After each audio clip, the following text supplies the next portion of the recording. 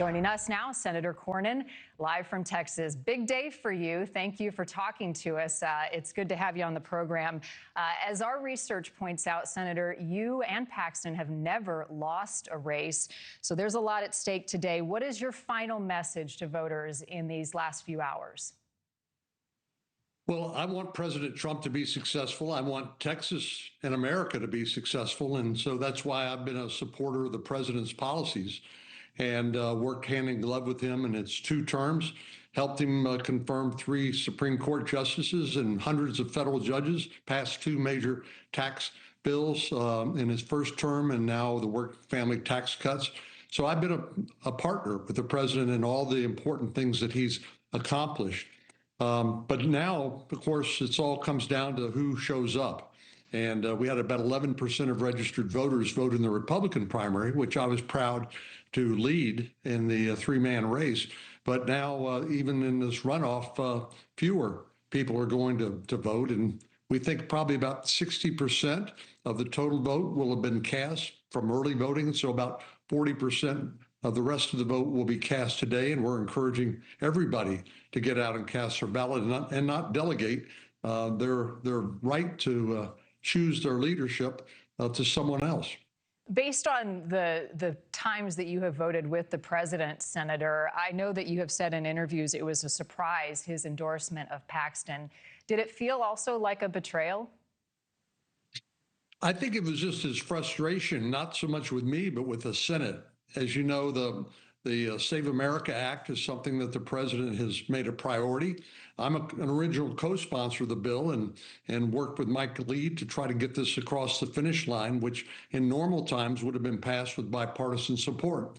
I've even said I would consider reforms to the filibuster in order to get this done. But unfortunately, we don't yet have the votes.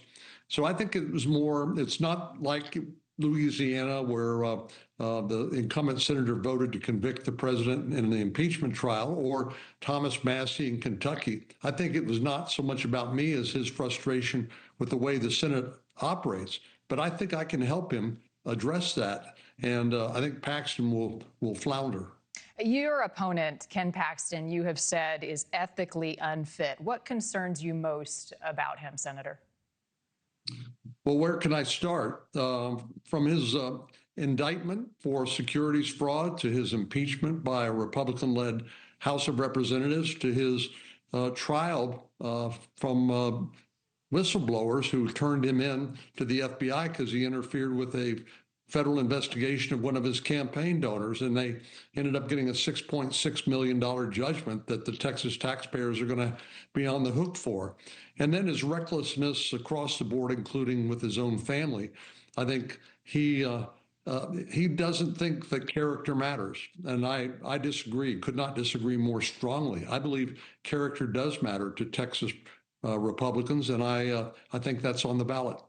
This race has gotten ugly. From what we've been hearing in Texas, there are mudslinging ads from both sides on the airwaves leading up to today's primary. It's personal, but policy-wise, where do you think you differ most from Ken Paxton? Well, that's the irony. I think my vote and Ken Paxton's vote would not be that much different. We both support the president's policies. The difference is I know actually how to get things done. For example, when the governor called and wanted Texas taxpayers to be reimbursed for the money we spent that the Biden administration should have spent to secure the border, we got that done. We got $13.5 billion returned to Texas taxpayers and other border states. So I think if people want an effective senator who knows how to get things done, who has the relationships and the trust, not only of the president, but his cabinet and fellow members to actually accomplish things, then I'm their guy. If what they want is somebody who loudly protests and wants to be famous and get on TV and get the most followers on social media, Ken Paxton's your guy. But I think serious problems require serious people and who want to solve those problems. And I think I'm not that candidate. Senator Cornyn, if you were to win, do you need, expect, or would solicit the president's endorsement moving forward? I think the Republicans will coalesce. We have these family fights, these primary fights, and they're always challenging.